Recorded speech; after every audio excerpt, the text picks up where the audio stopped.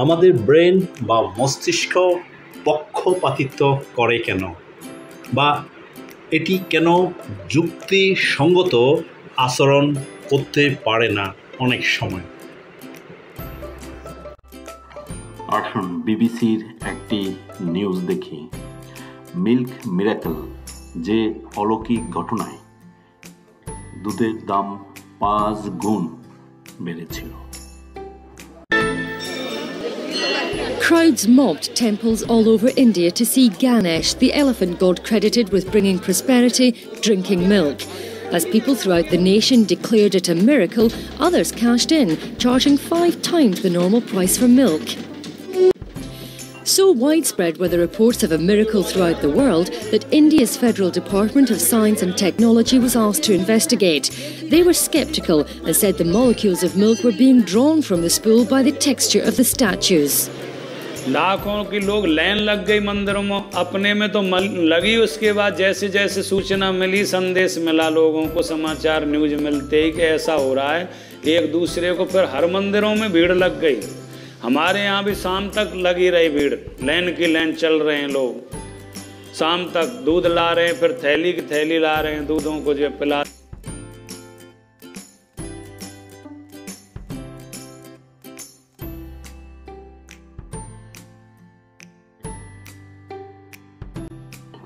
কিন্তু শীঘ্রই গণেশের মূর্তির দুধ পান করার সমস্ত খবর বন্ধ হয়ে যায়। এরপরও এমন খবর পাওয়া গেল সেই মাত্রায় আর কখনো দেখা যায়নি। কি এখন দুধ খাই না? খাবে যদি আপনি চান, বাসায় পরীক্ষা করতে পারবেন, তবে একটু অপেক্ষা করুন। এটা কি মিরাকল অর সায়েন্স? আপনি যদি বিবিসির মিল্ক মিরাকল ভিডিওর কমেন্টে দেখেন, তাহলে শত শত হিন্দু এটাকে মিরাকল হিসাবে বিশ্বাস করে কমেন্ট করেছেন। অবশ্য অনেক হিন্দুকেও যুক্তিসঙ্গত এবং বৈজ্ঞানিক এক্সপ্লেনেশন দিতে দেখা যায়। এদিকে আপনি দেখতে পাবেন যে অন্য ধর্মের মানুষেরা যুক্তি বা বিজ্ঞান ব্যবহার করে এটি তৎক্ষণাৎ প্রত্যাখ্যান করেছে মিরাকল হিসাবে। এই ক্ষেত্রে তাদেরকে খুবই যুক্তিসঙ্গত এবং বৈজ্ঞানিক মনোভাবাপন্ন বলে মনে হয়। সেই একই লোকদের অনেককে অন্য ক্ষেত্রে আবার বৈপরীত্য চরিত্রে দেখা যায়। গণেশের এই দুধ পান করার অলৌকিক ঘটনার পিছনে যে বিজ্ঞানটি আছে, যা the institute of mathematical science in Chennai and India today দ্বারা ব্যাখ্যা করা হয়েছে। এখানে বিভিন্ন বৈজ্ঞানিক টার্ম যেমন chiffon action, capillary action, surface tension and adhesion বিভিন্ন টার্ম দিয়ে ব্যাখ্যা করা হয়েছে। আপনারা বিভিন্ন ওয়েবসাইটে সার্চ দিয়ে দেখতে পাবেন যে এগুলো কি।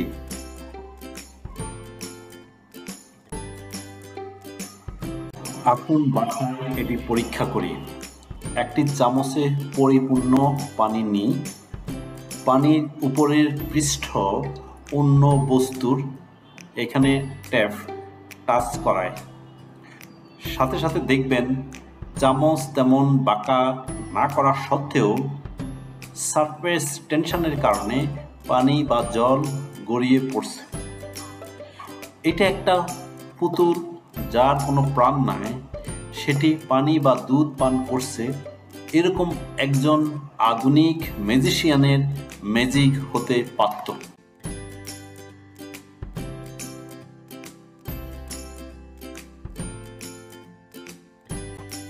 আসুন একজন পাদ্রীর মুখে গির্জার একটি অলৌকিক ঘটনার বক্তব্য শুনি। এবং আমি নিজে প্রথম বিশ্বাস করিনি। আমাকে ডাকা হয়েছে, ফাদার আসেন আসেন, আমি গিয়েছি, আমি যেতে চাইনি, পরে গিয়েছি দেখেছি অনেক মানুষ ভেঙে ফেলছে সবকিছু, আমাদের কবর টবর এটা সেটা। তারপর আমি সেখানে গেলাম এবং সত্যি আমি বালতি দিয়ে পানি ধরেছি, মানুষকে দিয়েছি এবং রাত্রি 10:30 পর্যন্ত পানি পড়ে। তো আশ্চর্যের ব্যাপার হলো এই ছোট্ট একটি ক্রোশ থেকে যদি পানি থাকতোই ভিতরে, এতক্ষণ যাও 4টা নাগাদ এই 5টা আঙ্গুল দিয়ে এইভাবে 5 আঙ্গুল দিয়ে যেভাবে পানি পড়েছে আমি দেখেছি, আমি চোখে দেখেছি। এবং এই পানি খেয়ে অনেকেই বিশ্বাস করে খেয়েছে এবং অনেকেই উপকৃত হয়েছে এবং সুস্থতা লাভ করেছে। তারপর এরপরে আপনি যদি ইউটিউব বা ফেসবুকে সার্চ দেন, দেখবেন অনেক ভিডিও আছে। তার মধ্যে আমি একটি ভিডিও দেখতে পাই যেখানে লেখা আছে খ্রিস্টানদের অন্ধবিশ্বাস, অলৌকিক ভেবে বাথরুমের পানি সেবন, এবং আরেকটা ভিডিওতে লেখা আছে যে পরবর্তীতে এটা আইডেন্টিফাইড হয়েছে যে এখানে বাথরুমের পাইপ লিক হয়ে সেখান থেকে পানি এসেছে। এখানে কোন কথাটি সত্য সেটা আমার জানা নাই, এবং কোন কথাটি সত্য এটার চেয়ে বরঞ্চ এই ভিডিওর উদ্দেশ্য হচ্ছে যে কেউ কেন একটা ব্যাপারে একভাবে বিশ্বাস করে এবং অন্যরা সেটা অন্যভাবে বিশ্বাস করে, মানে মানুষের মস্তিষ্ক কেন পক্ষপাতিত্ব করে। আসুন এবার একটি ওয়াজ শুনি। এই কথায় 1969-এ অ্যাপোলো 11 নামে একটা স্পেস শাটল দিয়ে নাসার সেই স্টেশন থেকে নীল আর্মস্ট্রং, এডউইন অলড্রিন আর মাইকেল কলিন্স 3 বন্ধু মিলে একটা স্পেস শাটল দিয়ে চলে গেল চাঁদে। চাঁদে তারা নামলো, দীর্ঘ সফর, প্রচন্ড ক্ষুধা, খাওয়ার কিছু নাই, পকেটে ছিল চকলেট তারা খেলো। ইউনাইটেড স্টেটস অফ আমেরিকার পতাকা তারা সেখানে গেড়ে দিল। নীল আর্মস্ট্রং খেয়াল করে দেখে চাঁদের এই মাথা থেকে ওই মাথার মাঝখানটাতে ফাটা। ফাটিয়েছে কে?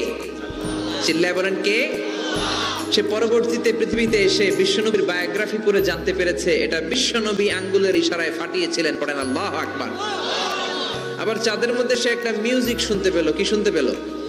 চমৎকার একটা মিউজিক, কিন্তু পৃথিবীতে এসে কোথাও এই মিউজিক সে পায় না, কোথাও এই মিউজিকের ক্যাসেট অ্যালবাম খুঁজে পায় না। পরে আমেরিকার একটা প্রেয়ার হলের পাশ দিয়ে সে হেঁটে যাচ্ছে, হঠাৎ দেখে ওই মসজিদের ভেতর থেকে ওই মিউজিকটা বাজে যেটা সে চাঁদে শুনেছে। মসজিদে ঢুকে দেখে একজন লোক কানের মধ্যে 2 হাত দিয়ে এই মিউজিকটা বাজায়। আসলে এটা কি মিউজিক না আজান? চিল্লায় বলেন মিউজিক না আজান? সে ভিতরে ঢুকে মুয়াজ্জিনরা বলে, তুমি এত বড় সিঙ্গার, এত বড় মিউজিশিয়ান, তোমার গান, তোমার মিউজিক চাঁদেও বাজে, কি এটা? সে বলল, এটা গান নয়, এটা মিউজিক নয়, এটা হচ্ছে আজান। চিল্লায় বলেন ঠিক কিনা? সে আজানের ধ্বনি আজও আছে না নাই? কিন্তু একদলের আজানের ধ্বনি ভালো লাগে। এই দাবিটি যে নীল আর্মস্ট্রং চাঁদে আজান শুনেছেন এবং পরবর্তীতে ইসলাম ধর্ম গ্রহণ করেছেন, আসুন দেখি কি প্রমাণ ও রেফারেন্স পাওয়া যায়। যদি আমরা নাসার 1983 সালের বিবৃতি দেখি, নীল আর্মস্ট্রং ইসলামিক সেন্টার দিল্লিকে যে চিঠি লিখেছেন এবং ওয়াশিংটন পোস্ট যে নিবন্ধ লিখেছে, এই সবগুলোতে এই দাবি অস্বীকার করা হয় যে তিনি চাঁদে আজান শুনেছেন এবং ইসলাম ধর্ম গ্রহণ করেছেন। আর্মস্ট্রং এর সাক্ষাৎকার ও জীবনী এটা নিশ্চিত করেছে যে এই গুজবগুলো সত্য নয়। এ ব্যাপারে মালয়েশিয়ার ইংরেজি সংবাদপত্র দ্য স্টার মালয়েশিয়ার সাক্ষাৎকার রয়েছে এবং তিনি তার জীবনী first man the life of Neil Armstrong এই গুজবগুলোর যে সত্য নয় সে ব্যাপারে বলেছেন। কিছু মুসলিম গবেষণায়ও দেখা যায় যে নীল আর্মস্ট্রং চাঁদে আজান শুনেছেন বা ইসলাম ধর্ম গ্রহণ করেছেন এমন কোনো প্রমাণ নাই। এর মধ্যে Arabia the Islamic world review, answering Islam question and answer, এই ওয়েবসাইটগুলো সার্চ করলে দেখতে পাবেন। মিজানুর রহমান হারি, একজন প্রখ্যাত ইসলামিক বক্তা এবং আলেম। তার ওয়াজ বা লেকচারের ধরন, বাচনভঙ্গি অত্যন্ত মিষ্টি এবং আকর্ষণীয়। তার বক্তৃতার অন্যতম বৈশিষ্ট্য হল তিনি অত্যন্ত সাবলীল ভাষায় কথা বলেন এবং জটিল বিষয়গুলোকে সহজভাবে উপস্থাপন করেন। তিনি স্মার্ট, আধুনিক এবং তরুণ প্রজন্মের কাছে বিশেষভাবে জনপ্রিয়। প্রায়শ তিনি ওয়াজে বিজ্ঞানের যুক্তির সাথে ইসলামিক ব্যাখ্যা দেন। হাজার হাজার মুসলিম তার ওয়াজ শোনেন। আজহারির বিরুদ্ধে অনেক ইসলামিক পণ্ডিতকে সমালোচনা করতে দেখা যায়, যার মধ্যে প্রায় অপ্রয়োজনীয় এবং তার ওয়াজের কয়েকটি শব্দ বা বাক্যকে ভুলভাবে ব্যাখ্যা করা হয়। কিন্তু চাঁদে আজান শোনার যে ওয়াজ আছে, যার কোনো প্রমাণ নেই, সে বিষয়ে কোনো ওয়াজ বা আলোচনা দেখা যায় না। ইসলামী পণ্ডিতদের দায়িত্ব ওয়াজের মাধ্যমে মানুষকে সঠিক তথ্য জানানো। ধর্মপ্রাণ মুসলিম সত্য জানার অধিকার রাখে।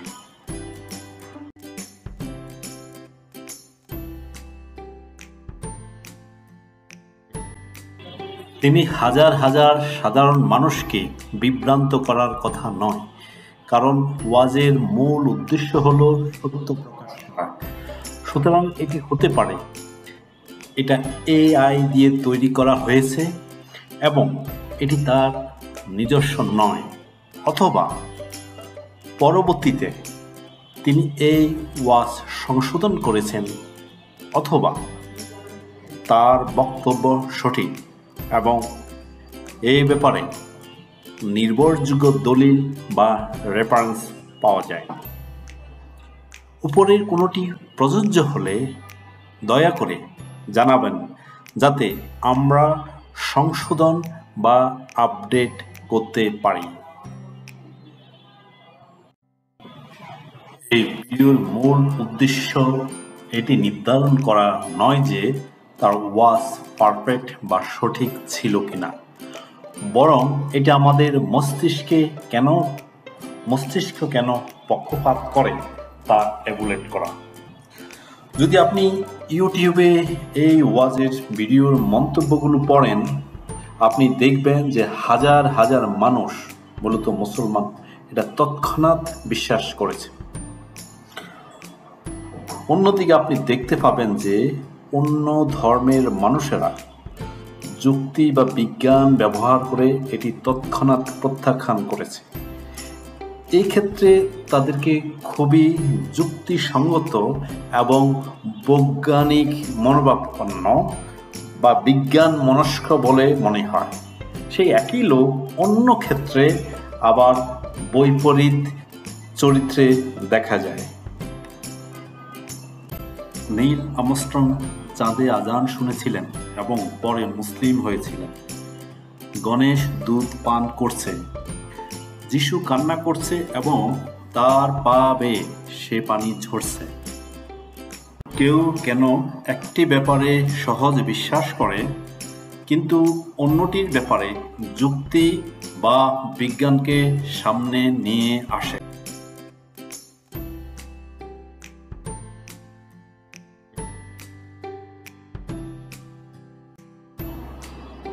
ইউটিউবে অনেকে একটা ভিডিও করেছে, কাউকে একটা প্রশ্ন করুন, বোবা কিভাবে পানি চায়। এরপর প্রশ্ন করুন, অন্ধ কিভাবে পানি বা কাছে চায়। আচ্ছা বলো তো, একজন বোবা যদি কারো কাছে পানি চায় কিভাবে চাইবে?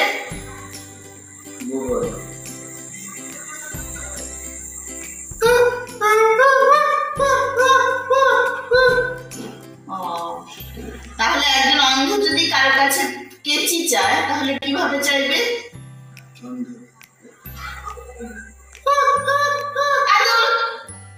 অন্ধ তো চোখে দেখে না, তার মানে কি সে কথা বলতে পারে না? সব কিছুতে তাহলে অন্ধ কথা বলতে পারে না? হ্যাঁ পারে, কিন্তু কিছু আগের ইনফরমেশন ব্রেনে লোড হয়ে ব্রেনকে প্রভাবিত করেছে।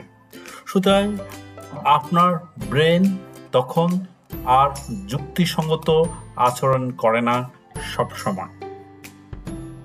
বিভিন্ন বিশ্বাসগুলো আমাদের মস্তিষ্কে শৈশব থেকে গভীরভাবে পতিত হয়, বারবার পুনরাবৃত্তি করে তাদের অবস্থান আরও দৃঢ় করে। এগুলো আমাদের মস্তিষ্কে এবং আমাদের সমষ্টিগত চেতনায় উল্লেখযোগ্য প্রভাব ফেলে। সেই বিশ্বাসগুলোর সমর্থনে কোনো বিষয় সামনে আসলে ব্রেন খুব সহজে কোনো যুক্তি অথবা ব্যাখ্যা অথবা বিজ্ঞানসম্মত কিনা তা বিবেচনা না করে সহজে গ্রহণ করে। কিন্তু যেগুলো তার দীর্ঘস্থায়ী বিশ্বাসের বিপরীতে, সেগুলোর ক্ষেত্রে বিজ্ঞান এবং যুক্তিকে সামনে নিয়ে আসে। এটা ধর্ম, বর্ণ, জাতি, গোষ্ঠী, দেশ, রাজনীতি প্রত্যেক বিশ্বাসের ক্ষেত্রে প্রযোজ্য। দুঃখজনকভাবে এটা সত্য যে এটা কেবলমাত্র কম শিক্ষিত লোকের যে ক্ষেত্রে প্রযোজ্য তা নয়। ব্রেন বা মস্তিষ্কের এই পক্ষপাতিত্ব কিন্তু উচ্চ শিক্ষিত লোকজনের মধ্যেও এই প্রবণতা পরিলক্ষিত হয়। বর্তমানে তথ্য প্রযুক্তির কারণে এই ধরনের ভুল বা মিরাকেল ব্যাপারগুলো খুব বেশি ঘটে না, ঘটলেও সেটা বের হয়ে আসে। এই মিরাকেলগুলো অনেক সময় আরও আধুনিক উপায়ে ম্যাজিশিয়ানদের ম্যাজিক হিসাবে, চিত্ত বিনোদন হিসাবে উপস্থিত হচ্ছে। কিন্তু যুগে যুগে এই ধরনের মিরাকেলগুলো, যেগুলো বৈজ্ঞানিক ব্যাখ্যা, তথ্য বা প্রযুক্তির অভাবে প্রকৃত সত্য বের না হওয়ার কারণে মিরাকেল হিসাবেই রয়ে গেছে, সেগুলো মানুষের মধ্যে দীর্ঘস্থায়ীভাবে তাদের বিশ্বাসের জায়গায় হয়তো থেকে যাচ্ছে। তিন ধরনের লোক পাবেন এই বিশ্বাসের সাথে। কেউ সত্যি সত্যি এই ধরনের মিরাকেলকে বিশ্বাস করে বা এই জনশ্রুতিকে বিশ্বাস করে এবং এইটা প্রচার করে। কেউ কেউ এগুলো বিশ্বাস করে না এবং এর পিছনে যে সায়েন্স বা লজিক আছে সেটা তার জানা আছে, কিন্তু সংবেদনশীলতার কারণে সত্যিটি ভয়ে প্রকাশ করে না। কেউ কেউ এগুলো বিশ্বাস করে না, কিন্তু সেলফ ইন্টারেস্টের জন্যে সত্যিটি প্রকাশ করে না, বরং মিরাকেল এবং জনশ্রুতি প্রচার করে। তো আমাদের ব্রেন পক্ষপাতিত্ব করে কেন? এর অনেকগুলো কারণ আছে। তার মধ্যে হচ্ছে perceptual bias, confirmation bias, social identity, stereotyping and anchoring bias. এগুলো একটা একটা আমরা আলোচনা করব নিচে। পারসেপচুয়াল বায়াস, আমাদের মস্তিষ্ক প্রায়শ যা দেখতে বা শুনতে চায় তা দেখতে বা শোনার প্রবণতা রাখে। এর ফলে আমরা ভুল ব্যাখ্যা করতে পারি বা তথ্যকে নিজেদের ধারণার সাথে সামঞ্জস্য করতে পারি। কনফার্মেশন বায়াস, আমরা সেই তথ্যগুলোর দিকে বেশি মনোযোগ দিই যা আমাদের আগের বিশ্বাসগুলোকে সমর্থন করে, এবং যে তথ্যগুলো আমাদের বিশ্বাসের বিরুদ্ধে যায় তা উপেক্ষা করি। এর ফলে ভুল ধারণা আরও শক্তিশালী হতে পারে। সামাজিক পরিচয় বা সোশ্যাল আইডেন্টিটি, আমরা আমাদের সামাজিক গোষ্ঠীর যেমন জাতি, ধর্ম, লিঙ্গ সদস্যদের প্রতি পক্ষপাতিত্ব করতে পারি এবং অন্য গোষ্ঠীর সদস্যদের প্রতি নেতিবাচক ধারণা রাখতে পারে। আমরা কোনো ব্যক্তি বা গোষ্ঠীর সম্পর্কে কিছু নির্দিষ্ট ধারণা রাখি এবং সেই ধারণার ভিত্তিতে তাদের বিচার করি, এমনকি যদি সেই ধারণাটা ভুল বা অতিরঞ্জিত হয়। অ্যাঙ্কারিং বায়াস, আমরা যখন কোনো সিদ্ধান্ত নিই তখন প্রথম দেওয়ার তথ্যের দ্বারা প্রভাবিত হই, এমনকি যদি সেই তথ্যটি প্রাসঙ্গিক না হয়। আমরা কিভাবে ব্রেন বায়াস ওভারকাম করতে পারি? মত প্রকাশের স্বাধীনতা নিশ্চিত করি, প্রতিপক্ষের কথা শুনি, প্রতিপক্ষের নিউজ বা আর্টিকেল পড়ি। এটা ভাবি অনেক লোক ভিন্নভাবে চিন্তা করে, নিজকে অন্য কারো জায়গায় কল্পনা করে। এই ভিডিওটি ভালো লাগলে লাইক দিতে পারেন, ভালো না লাগলে ডিসলাইক দিতে পারেন। আমাদের সাথে একমত বা দ্বিমত থাকলে কমেন্ট করতে পারেন। আপনার ভিন্ন মত থাকলে সেই বিষয়ে কোনো ভিডিও দিলে আমরা আমাদের চ্যানেলে প্রকাশ করতে পারি।